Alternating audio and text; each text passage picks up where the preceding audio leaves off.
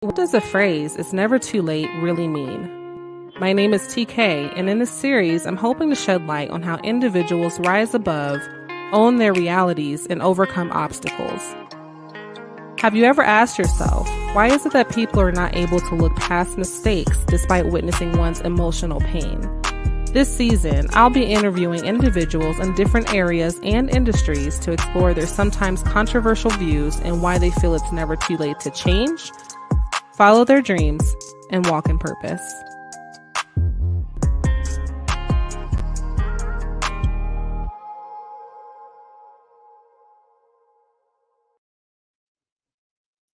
Hi, everybody. Welcome. Hello, hello. I'm so excited to be back here today, one more time in the studio, talking about all the good things. Again, my name is Takara, the host of the show, and Back and Forth TV, where we believe it's never too late to change any circumstance or any situation. A few things before we jump in today.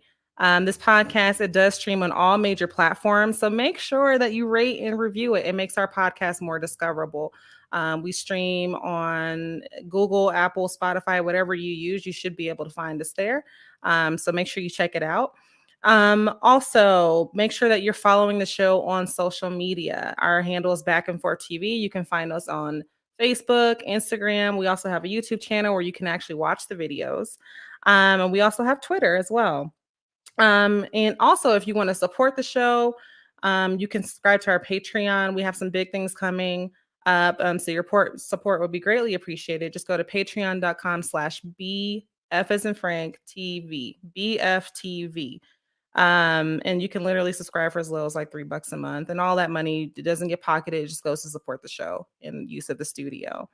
And also, finally, shout out to Level 4 Studio, where my podcast is proudly produced. They do a wonderful job every single week for me. So if you have any photography needs, videography, if you want to start your own podcast, make sure you hit up Level 4 Studio. And you can follow them on social media as well, on Instagram and Facebook. Just search for Level 4 Studio and you can DM them or message them if you'd like to work in the future. So our topic today, jumping right in, is being fearless, crushing your goals, and rising above adversity. And today on the show, I have Miss Candace Hawkins. Can you hear me, Candace? Yes, I can. All Hello. right. Hi. How are you doing? I'm good. How are you? Doing well. Welcome to the show. So I'm so excited to have you here. I feel like your story is so amazing. It's a really great story of redemption. So I feel like it fits right on in with the theme of the show. And given that this month is Sexual Assault Awareness Month, I felt like your story was so befitting. And I'm sure it's going to inspire others. So Candace, why don't you just tell us a little bit about yourself, where you're from, maybe where you graduated from, what you do now? Okay, so everybody already knows my name, Candace Hawkins. I went to undergrad in Colorado at Colorado State University in Pueblo, sister school to Fort Collins, not the same thing. And I got my bachelor's in social work, minored in art, and I left Colorado and moved to Washington State, not DC. They're not the same. And Yes, I they're not the same. get that a lot. Oh, DC? No, Seattle. And I went there. I started grad school and working at the same time at Seattle U. I got my master's in criminal justice. And once I graduated, I don't know what possessed me to do this, but I applied for federal law enforcement at the federal prison. And I started there. And about a year and a half, I had a lateral promotional transfer to Beaumont, Texas. If you don't know where Beaumont is, it's an hour and a half east of Houston, really close to Louisiana, middle of nowhere. After being here for about let's say another year and a half, maybe, I was promoted to case manager. And essentially a case manager, I always describe it as an in-house probation officer because we deal with their release back to the in the halfway house, depending Right. on whatever restrictions they may have. So, Mhm. Awesome. Well, thank you for sharing and welcome to the show. Now, before we jump in, we always like to let the people get to know you. And also, we're live today. So, for those of you tuning in, I know this is kind of like a one off and it's not on our usual day and time that we have it. But since we didn't do it last week, I thought we'd go ahead and just do it today. But if you do have questions you want to ask, feel free to pop those questions in the chat. I'll try to get as many of those as I can. So, we're going to do a couple icebreaker questions. Okay. Are you okay. ready? Mhm. All right. So, which of Snow White's seven dwarfs describes you best and why? So we have bashful, doc, dopey, grumpy, happy, sleepy, and sneezy. I feel like I'm like a good mix of Dopey, because Dopey's a little clumsy, right? Yeah, he's a little clumsy and shy, kind of. Yeah. So despite the shy part, I can be um sleepy because I'm narcoleptic. So I'm like sleepy all the time. Hmm. And I would say happy. So I'm That's a good mix. I could see that. All right. So one more. You want to do one more? yeah. So when you were 6 years old, what did you want to be when you grew up? Ooh, you know, it's really hard to say because I wanted to be a ballerina, but I always wore these pink cowboy boots. So I think I was just confused, but ballerina for sure. Wow. I wanted to be like a police officer Power Ranger. You I know, love Power Rangers. I was obsessed with Power Rangers. I had the pink Power Ranger costume one year for Halloween. Yeah, me too. And I had the toys, Power Rangers. People better stop playing with Power Rangers. It was the business back then. Man, the new Power Rangers ain't the same though. Awesome. No, it's not. It's not. It's definitely not. So before we jump in, we just have a business owner spotlight of the week. And so this week we're going to be shouting out the Dear Madam Welcome Salon is actually located at 2829 Dublin Boulevard, where every service is professionally performed with passion and pride. If you require hair services, Dear Madam Walker is a full service salon that will allow you to naturally enhance the beauty you already possess. Again, the address is 2829 Dublin Boulevard, and make sure that you look for them and follow them on social media if you'd like to book an appointment. Just search for Dear Madam Walker and they will get you squared away. So that is our business spotlight of the week. So let's jump into the topic today. So, again, just reiterating being fearless, crushing goals, and rising above adversity. So, just, I just kind of want to know just a little bit about who you were before, some of the things that you went through. Tell me about your childhood. What did you like to do for fun? As a child, I was always known as the comedian. Everybody was like, "You should be an actor, you should be a comedian." And I was like, "No." Um, and before I started cheer, because I did cheer fourth grade all the way through college, Hmm. the very first day of the season, they do like conditioning. So everybody conditions together. And Hmm. killing it on the football conditioning. I was like chopping it and all that stuff. So I was like, yo, I want to do football. Mom was like, no, go. I was like, dang. Uh so I did a lot of fitness. Um my uncle actually got me into art. So Hmm. as you could tell by this mess of a background, it's my art studio. That's I see awesome. that as a hobby slash profession whenever I decide to sell stuff. Hmm. I did a lot of art, a lot of sports, um, and a lot of goofing around. That is so awesome. So, did you attend camps all your life? Because I know you mentioned you kind of went to camps. Was that like a one-time thing or was that like a every summer you went to camp? Um, I would say before my sister was born, because we're 6 years apart. So before she was born, I was mostly at my grandma's house for the summer. Um, then when she was born, we kind of started doing summer camps. So I would say more like middle school and on up is when we started doing like the summer camps. Mhm. Okay, gotcha. Now you mentioned you're 6 years apart from your younger sister. How did you feel about being the oldest and not having to share the spotlight after 6 years? Girl, when it came to boys and it was let her have it, I was like, but it was exciting and it was different, you know, that other girl come in the house. But Mhm. Yeah, I can totally relate to that. Being a single child and then having these other siblings come and just take everything. It's just they get everything they want. It's ridiculous. yeah, All right. So, at some point you attended a camp, and that's where things kind of went wrong. So, what age were you then? um, I believe it was the summer 5th grade ended, so Hmm. I'm assuming 12. You're about 12 years old then. Okay. And at this camp, could you just share kind of like what happened?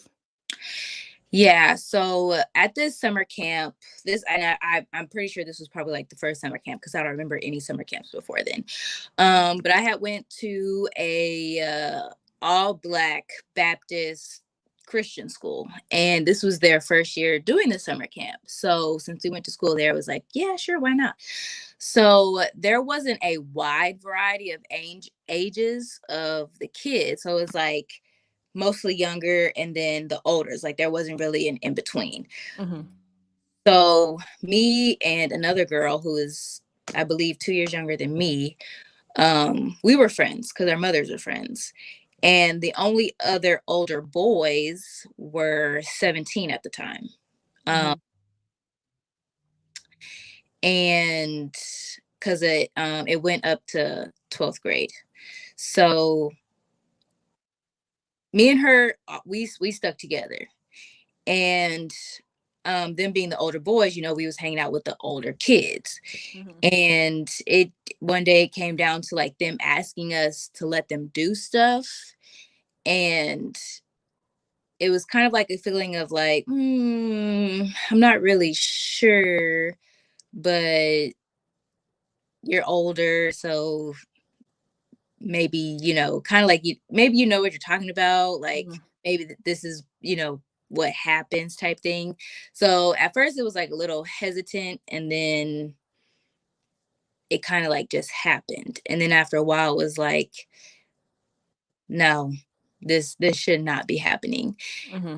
Um and so we had informed the camp staff, and it was more of like kids will be kids type thing, and really didn't do anything about it.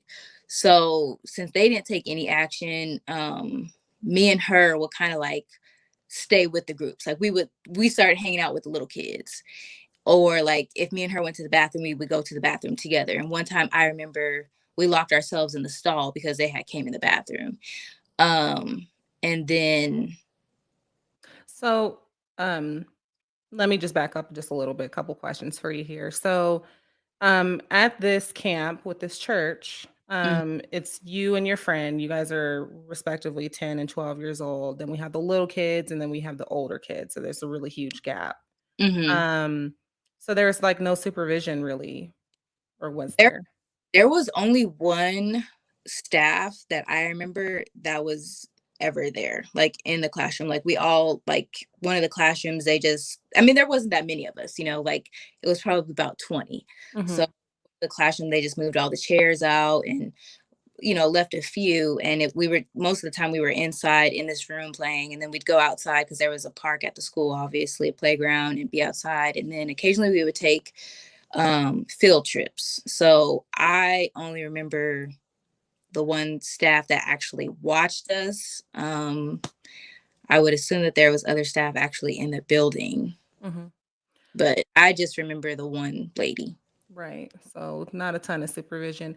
Do you Yeah. feel like maybe, your parents trusted this camp because it was a church? I think so, especially since I had went there since kindergarten. Um Once my younger sister was born, I had went to a public school for like first and second grade. And then when she was old enough, we went back to the Baptist school. Mhm. So I was there from third, fourth, and then fifth. Mhm. So, it's just upsetting just because, you're 12 years old. You don't know Right. anything about anything. You're naive at that age, and you're very impressionable. And sometimes abusers, I feel like they can be very, very manipulative. What did they say specifically, to make you feel like this was okay? At the beginning, I really couldn't remember really what they said.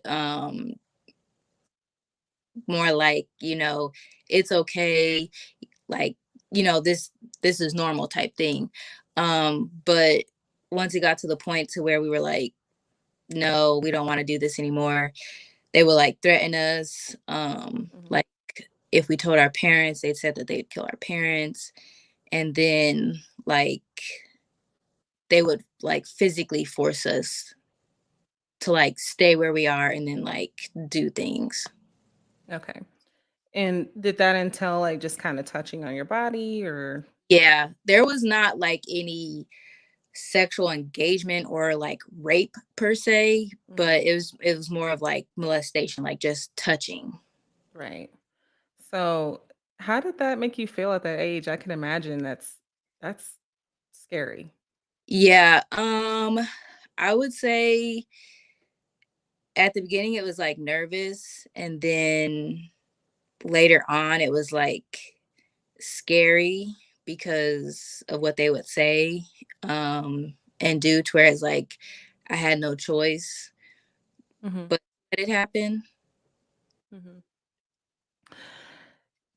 So, eventually camp ends, right? And you end up going home Hmm. and now you're finally away from your abusers. And how many teenagers were there?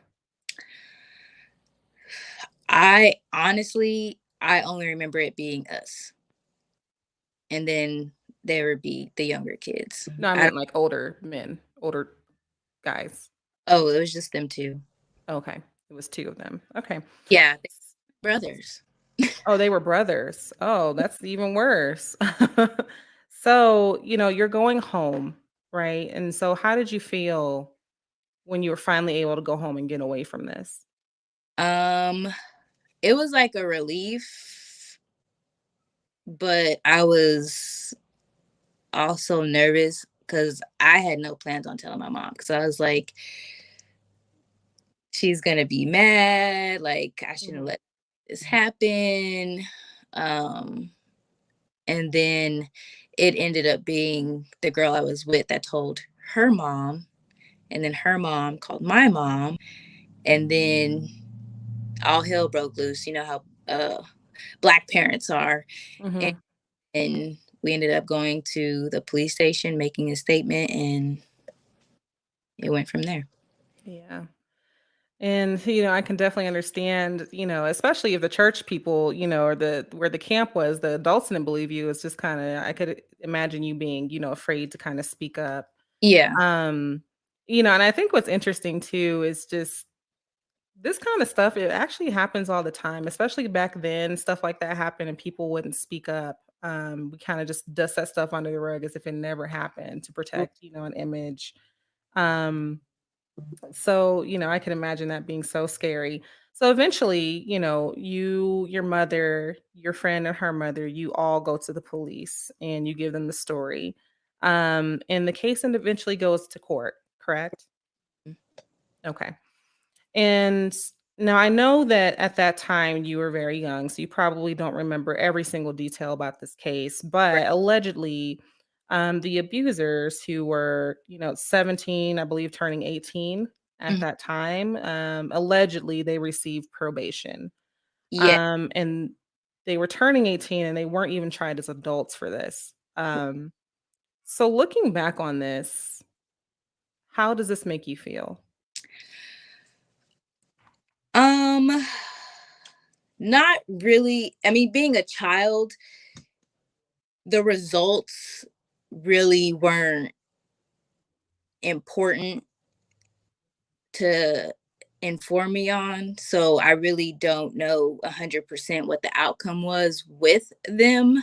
Mhm. Um, so I was just, from my understanding, whatever I was told was that they just had probation and then had to take some classes because they were juveniles at the time. So being an adult and having had work with level 3 sex offenders, and working in the criminal justice department now, thinking about it, it's like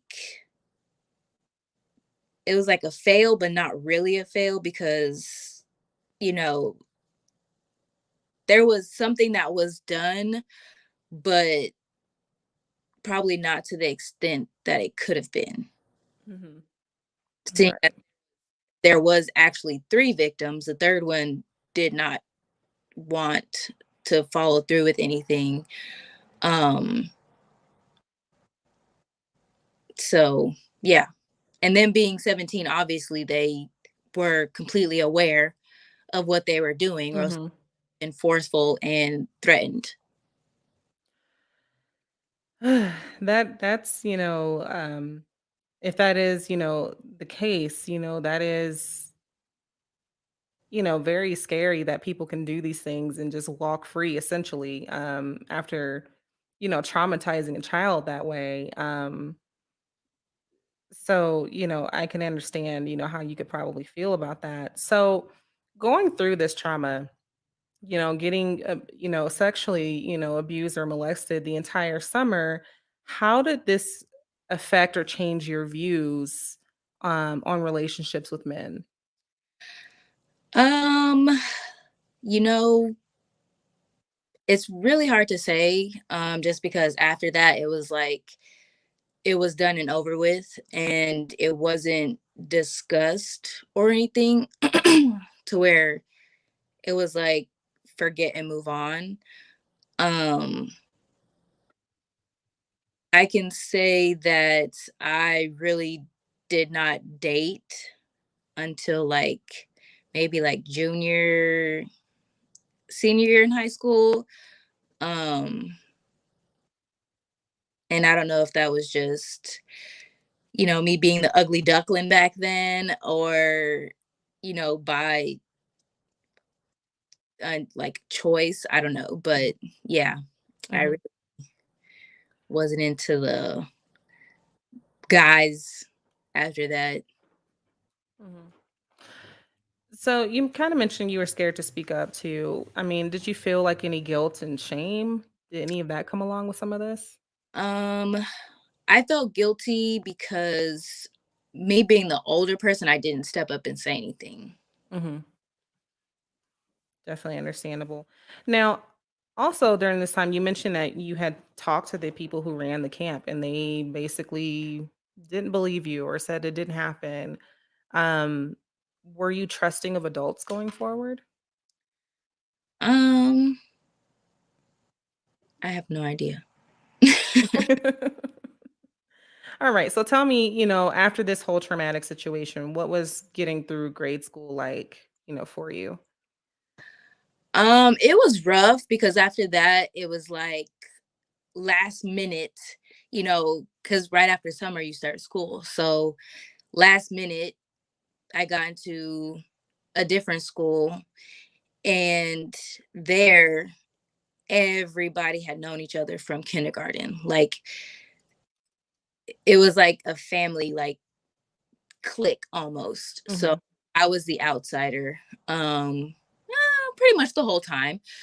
Um, I had made friends and I had made relationships, but it wasn't as tight, and close knit as the other people because they've been around each other since kindergarten. Hmm. So um, that was kind of hard.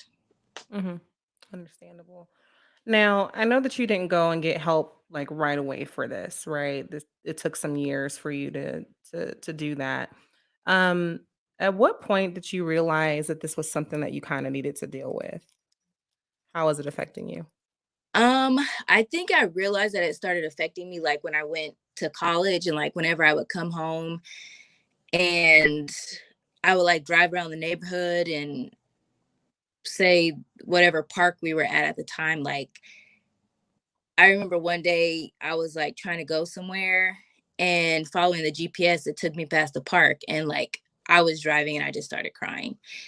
Um, and then there was a time where I was dating somebody, um, and we were just play fighting, and he had did something where he like put my arm like this, and that was something that the boys had did when Mhm. us up against the wall. So that freaked me out, to where it wasn't anything that he had did, Mhm. but it was like It a was a trigger. yeah, to where Definitely. it was like I instantly freaked out and was like, "Hey, don't do that." And he was all like, you know, "Oh snap, what did I do?" type. Mhm. Mhm. So definitely that triggered something in you. So, at what point did you decide to finally, take your mental health into your own hands, and what actual steps did you take? Um, I don't think it was until like my last year in college, where since I had started the social work program, there was actually free counseling that was offered to the students. So I had went to medical to ask questions about it, and they just said you go there, fill out an assessment, and schedule time to meet with the counselor. And I went to counseling. So what did you discover about yourself, going through this process? And for one, I really applaud you for doing that. A lot of us, especially in the Black community, therapy has always been so frowned upon, especially, in the past. And it's getting a lot better now. But so I definitely applaud you for actually having the courage to go. Um, but yeah, what did you discover about yourself? What did you learn? At that point, I didn't discover anything except for that I had a lot of unresolved family issues. Hmm. It started out talking about the abuse, and then it switched to, excuse me, Hmm. my relationship with my mom, my relationship with my dad, um, and just life in general. Not really the abuse per se.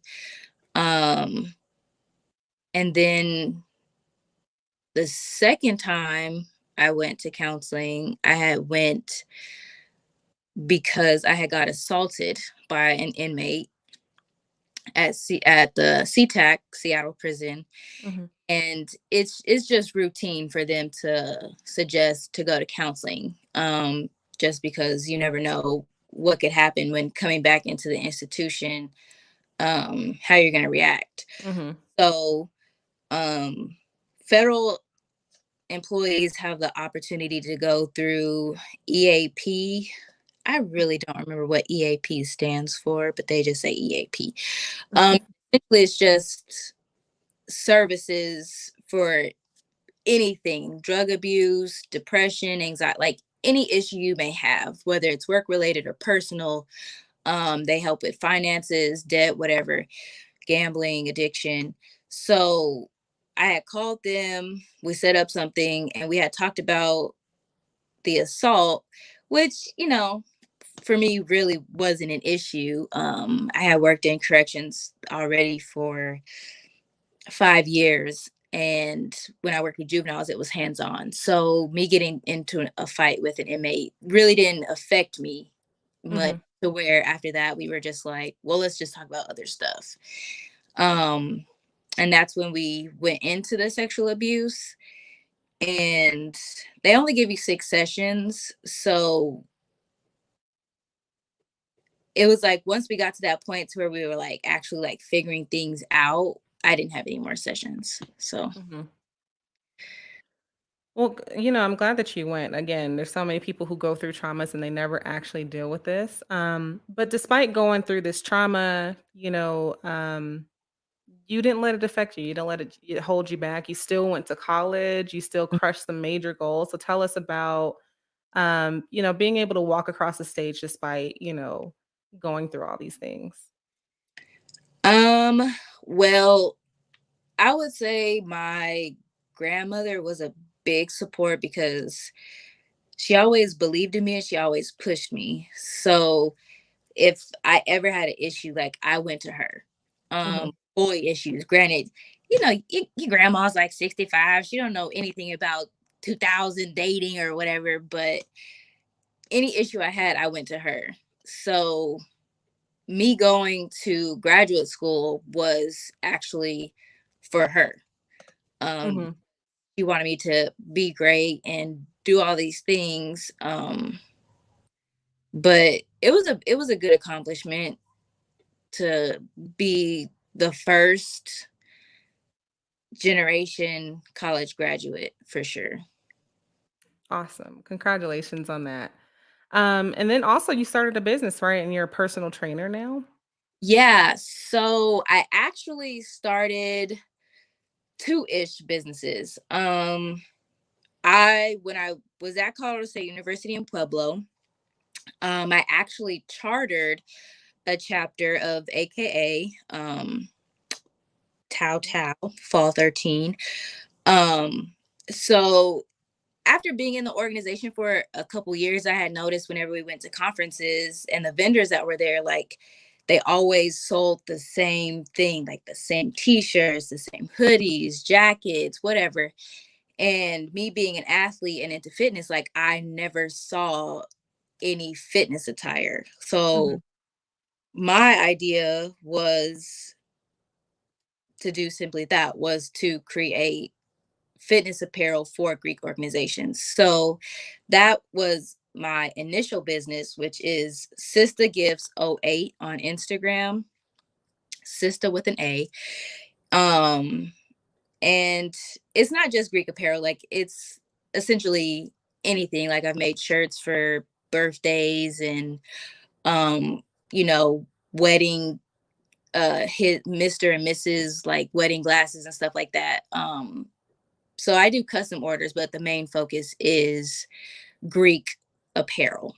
Um, and I kind of fell into the fitness trainer because I was just living my life, doing me.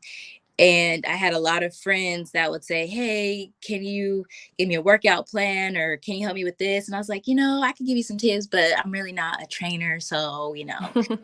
And then it was just becoming a more regular thing to where I was like, you know what, let me go get my certification. And since I live in a small town, everybody pretty much goes to, the trainers that they know. So right now I have like a few clients that I train.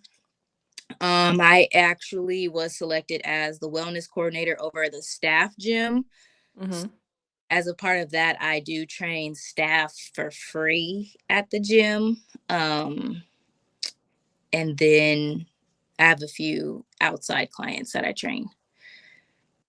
Oh, congratulations on that. Those are all major, major accomplishments. So make sure you guys check out it's streaming on the bottom of the screen. Candace's apparel page at Sister Gifts 08 to patronize her business as well and hit her up. She's a personal trainer trying to lose some of those quarantine pounds. I'm sure my girl can help you out. Now, I think it's amazing again that you're doing all these things. There's so many people who go through something similar and they never step out on faith. They never get out of their fear to actually, achieve their true potential. So what do you want young men and women to know that have been through this? What advice would you give them? I would just give them the advice that don't think that stuff like this is your fault. I always tell people that I believe things happen for a reason, like God doesn't make any mistakes. So when I was going through my BSW, I had worked at the juvenile treatment facility, and it was kind of like a midway between kids getting in trouble at school to going straight to a juvenile detention center. So, like, they would come there to get corrective action or whatever you want to call it. Hmm. And a lot of the preteen teen girls had similar situations, like, you know either they were abused by family members since they were really young, or one, her when her mom was away at work, the step boyfriend or whatever would actually pimp the daughter out, and she was like 12. Mm. And then others, one, she was just so neglected and abused by her foster parents to where she took sex as an acceptance. So she was just willing to give it to whoever. So me having my situation, without going into detail and still being professional, I Mhm. just, pretty much let them know like, hey, we're the same, we all have been through some type of experience to where you can make it out. Like, I went through high school, I'm in college, I'm graduating, I'm going into the professional world. Like, you can overcome any obstacle that comes your way. You just have to be strong enough and have enough support and belief that you can keep going. That's awesome advice. And on the flip side of that, what advice would you give to parents who are thinking of maybe sending their child away for a trip or something like that? What are some things that they can do to maybe, protect their children? Um, I would say talk, communicate. Because this day and age, like with social media and all the different avenues to view different genres of things, I feel it's very important to talk to kids about sex and what is wrong and what is acceptable. Mhm. Just because back then it wasn't discussed. Like, I don't remember ever having a birds and the bees conversation with my mom to where something like that would happen. I'd be like, oh yeah, no, this is definitely not right. Like, my mama, she talked to me about this. Mhm. So now I'm seeing kids younger and younger and younger being introduced to those type of activities, to where even if you think your child is too young, they know. Like, just being out and about, like, I hear 7-year-olds and 10-year-olds, like, looking at women's bottoms when they pass by. Like, they're they're Wow.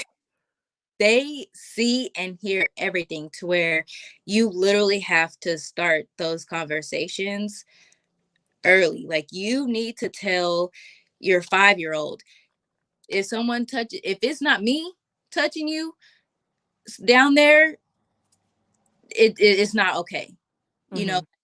these conversations need to be happening at a very, very young age, just because with working with the juveniles, a lot of them were abused, infancy, prepubescent, toddler, to where you really have to start it young. Yeah. It's no longer a conversation when you get into middle school and high school. Like, you really have to talk about it Mhm. at toddler. Yeah, and that's good advice because otherwise, how do they know? They won't know, that someone touching them inappropriately is actually wrong because you haven't had the conversation. So And I that think is great advice. it's also important too, to, when you do talk about it, don't sugarcoat it, because a lot of victims, it's people you know. It's hardly ever a stranger. Mhm. It's going to be a friend, it's going to be a coach, a teacher, aunt, uncle, cousin. It's going to be somebody that you trust, to where it's easier for them to manipulate you. Mhm. Mhm. That is really good advice. Well, Candace, thank you so much for sharing your story. I really appreciate you coming over here, being candid and open and honest, about, what you went through and your feelings for everything. Where can people viewing or listening follow you on social media? So on Instagram, if you guys can see my name on the screen, that is my Instagram name, my main page, my full life page, chica.informa. So chica in Spanish, well, the whole thing is Spanish. CHICA.EN.FORMA.